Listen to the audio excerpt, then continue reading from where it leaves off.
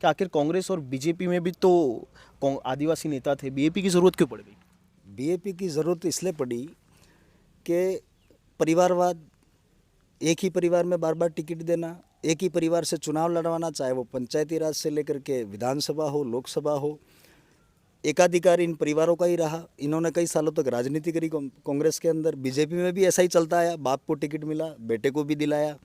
इस तरीके की रवैये को देखते हुए हम भी कहीं इन्हीं लोगों के बीच में काम करते थे। काफ़ी साल हमने इनके साथ में काम किया, पर हमें लगा कि यार यहाँ के स्थानीय लोगों का, यहाँ के जो लोग रहते हैं, जितनी भी जातियाँ निवासरत हैं इस पूरे टेरिटरी क्षेत्र में, अनुसूचित क्षेत्र में, तो इन लोगों के लिए बोलने वाला कोई नहीं है। नेता बन तो जाते हैं, बनने से पहले तक तो वो किसी के चरण स्पर्श कर लेते हैं, धोख लगा देते हैं, लेकिन बनने के बाद में वो उसकी तरफ मुड़ के नहीं देखते।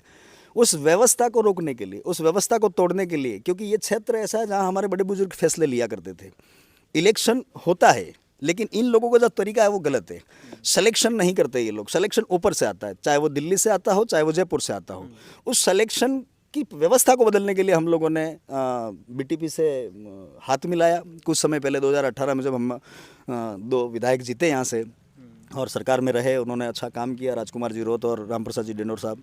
इसके बाद में वहाँ भी यही प्रॉब्लम आई, वहाँ भी हमें यही लगा कि ये लोग भी आला कमान के जिससे करना चाहते हैं, तो हमने वहाँ से फिर नाता तोड़ा। सशर्त पार्टी लाते, सशर्त इनको छोड़ दिया हमने। फिर हमने भारत आदिवासी पार्टी का गठन किया। गठन करने का आपको तारीख मालूम है, अभी पिछले कुछ दिनों पहले ही हमने स्थापना दिवस मनाया, 10 तारीख को, 10 सितंबर को ये पार्टी आई और आज की तारीख में 22 से 23 स्टेटों के अंदर हम लोग जा चुके हैं। चर्चा चल रही है, आने वाले समय में पूरे भारत देश के गरीब, पिछड़े, ओबीसी, माइनॉरिटी, एससी और एसटी लोगों का हम चाहते हैं कि इनके साथ में जो गलत हुआ है वो नहीं होना चाहिए, इसलिए हम पार्टी लाए। आपने नाम तो भारत आदिवासी पार्टी रखा है और आप कह रहे हैं कि हम एससी, ओबीसी, माइनॉरिटी की बात करेंगे। आपकी पार्टी का नाम ही तो आदिवासी के नाम से है। मैं आपको बता देना चाहता हूँ कि धर्म पहले नहीं है, पहले मानव है, इसके बाद धर्म है। मानव के द्वारा निर्मित धर्म है।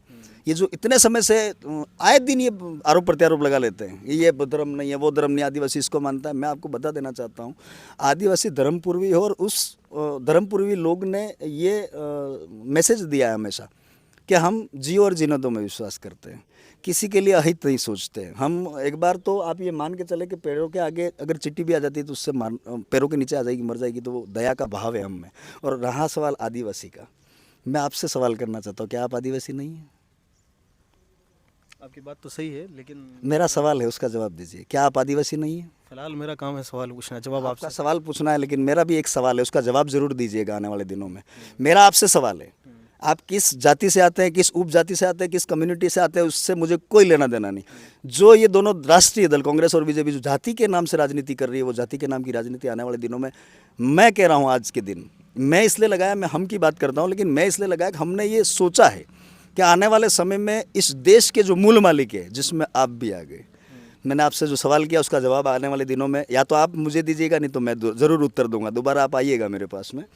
तो यहाँ जो निवासरत लोग थे वो अनादिकाल से यहाँ रहते आए थे। मैंने पहले ही कहा धर्मपूर्वी लोग थे। तो इन लोगों ने जातियाँ बाद में फैलाई, जातियाँ बाद में बनी, बनने के बाद में सारे लोग धर्म, जाति, उपजाति इसमें बटे, कलह बढ़ा, आपस में राजनीतिक पार्टियों ने अपने स्वार्थ साधने के लिए आपस में झगड़ा करवाया, हिंदू मुसलमान करवाया। मैं आपको बता देना चाहता हूँ आपके चैनल के माध्यम से, ये जो भी देखेंगे लोग, उनके तक मेरा मैसेज है कि आदिवासी सभी धर्मों में बटा हुआ है।